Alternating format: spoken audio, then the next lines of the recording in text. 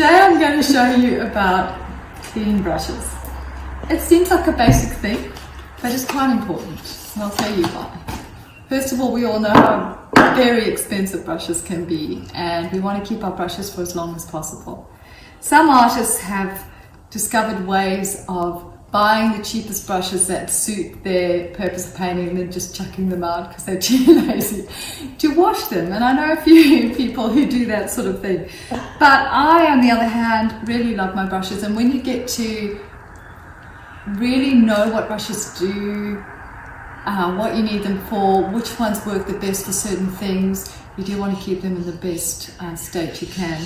So if by some chance you get lazy and you forget to wash them, or you've come back from a plein air painting trip and you're exhausted, you've painted the life out of everything, and you forget your brushes in your bag, and you forget them there for 4 days, 5 days, 6 days, and then you go out to plein air paint again and you're sorting out your equipment and you find these very hard brushes, your favorite brushes, and they're all hard in your bag and you're most devastated.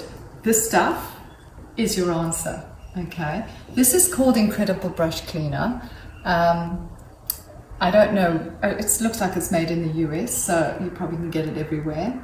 Although this is Australia here. Anyway, this you can just soak your brushes in. So even for acrylics, if you've got some brushes that are hard that you think I don't have to throw away, soak them for a couple of days in this and you'll be amazed at what you can revive.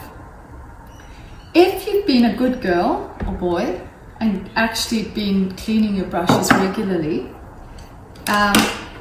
you won't see this in your ferrules. Can you see here, my ferrules have actually got paint in them. Okay, this could be that this brush is stained or it's quite an old brush, but you want to avoid paint drying there, because once paint dries there, it changes the shape of your brush. So here I've got phthalo blue on my brush. Now phthalo blue is a very staining color. It'll stain everything, okay, and it's very high tinting. So my first step is to get rid of as much of that color as I can. If there's a lot of thick paint here, I can actually do that and get rid of as much of that pigment as possible. There's no thick paint on this brush because it's just got thin paint, but so I've got an old towel here. I can wipe on and see how it's getting less and less. See how much pigment is on there. I know this is basic, but this is so important to get right. Okay, so that's as much pigment as I can get out of there.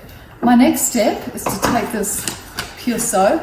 Now this here, our brand is called Velvet. There's soap called Pura, but it's just laundry soap. And people swear by goat soap as well. So now can you see how much pigment is still coming out the brush, even though I've cleaned it in the solvent already. So this is hot water, because the hot water will loosen the oil in the brush. And I mean, I actually do use really hot water.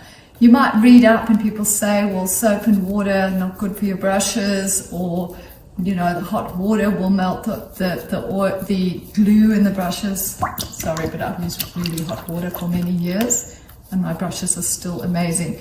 Can you see now how we're getting pigment out, but not a lot? But there's still pigment coming out.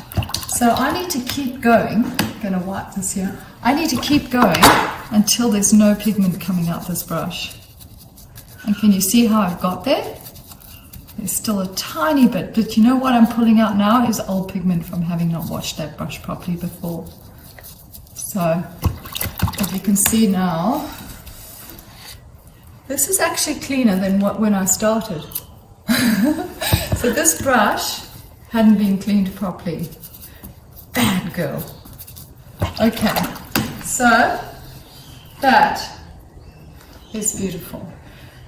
Still stained by the phthalo blue, but beautifully clean.